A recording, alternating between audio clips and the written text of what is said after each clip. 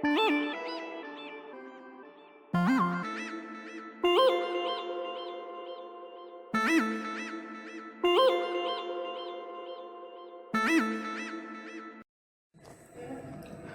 வந்து நம்ம முட்டைக்கோஸ் வந்து செய்ய போகிறோம்.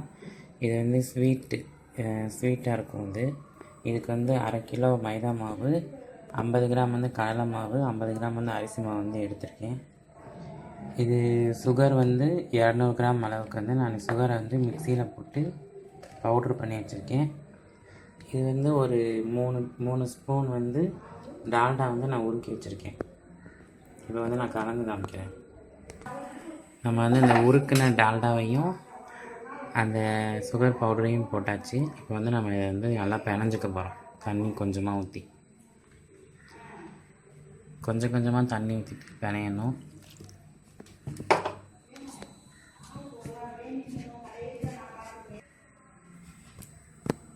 இந்த அளவுக்கு வந்து பிணைஞ்சிட்டு லாஸ்ட்டு வந்து மேலாப்பில் வந்து எண்ணெய் தடவி வச்சிடணும்.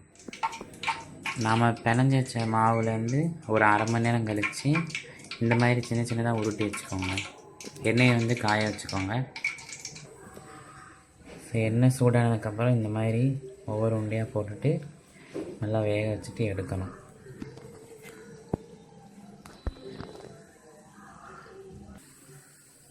இந்த மாதிரி வேகும்போதே இந்த மாதிரி சினுக்கரையில் வச்சு அதை வந்து உருட்டி விட்டுருவோம். இந்த மாதிரி எல்லா பக்கமும் வேகிற மாதிரி. இதில் வந்து நீங்கள் வந்து சோடா மாவு வந்து நீங்கள் போடணுன்னா நீங்கள் போட்டுக்கலாம். நாங்கள் வந்து போடலை. இது வந்து கொஞ்சம் கெடுதின்றதுனால நான் போடலை.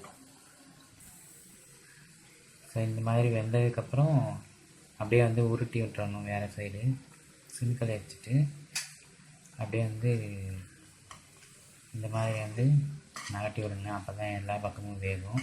இது வந்து எப்படின்னா மீடியம் ஃப்ளேமில் தான் வைக்கணும். நீங்கள் சும்மா ஹை ஃப்ளேமில் வச்சிங்கன்னா இது வந்து ரொம்ப வந்து கிறிஸ்பியாகிடும். இது வந்து கொஞ்சம் சாஃப்டாக தான் இருக்கும் இந்த கேக்கு. ஸோ அதனால் இந்த மாதிரி வந்து மீடியம் ஃப்ளேமில் வச்சுட்டு இந்த மாதிரி வந்து ஒன்றா வந்து அப்படியே நாட்டி விட்டிங்கன்னா எல்லா பக்கமும் வேகும். இது கொஞ்சம் பொறுமையாக தான் வந்து செய்யணும். இந்த மாதிரி வந்து எண்ணெயில் வேக விட்டுட்டு இந்த கலர் வந்ததுக்கப்புறம் அப்படியே நீங்கள் எடுத்துருங்க. ஸோ இப்போ வெந்துடுச்சு. இப்போ நம்ம வந்து எடுத்துக்க போகிறோம். ஸோ திருப்பி அதே மாதிரி மீடியம் ஃப்ளேமில் வச்சு இதையும் போட்டு பொரித்து எடுத்துக்க போகிறோம். நம்மளுக்கு வந்து முட்டைக்கோஸ் வந்து ரெடி ஆகிடுச்சு. இந்த மாதிரி கலரில் வரும்போது கோல்டன் கலரில் அந்த மாதிரி எடுத்துருங்க. இது வந்து எப்படின்னா வெளியில் வந்து கிறிஸ்பியாக இருக்கும், உள்ளே வந்து சாஃப்டாக இருக்கும். இருங்க நான் இப்போ பிச்சு காமிக்கிறேன்.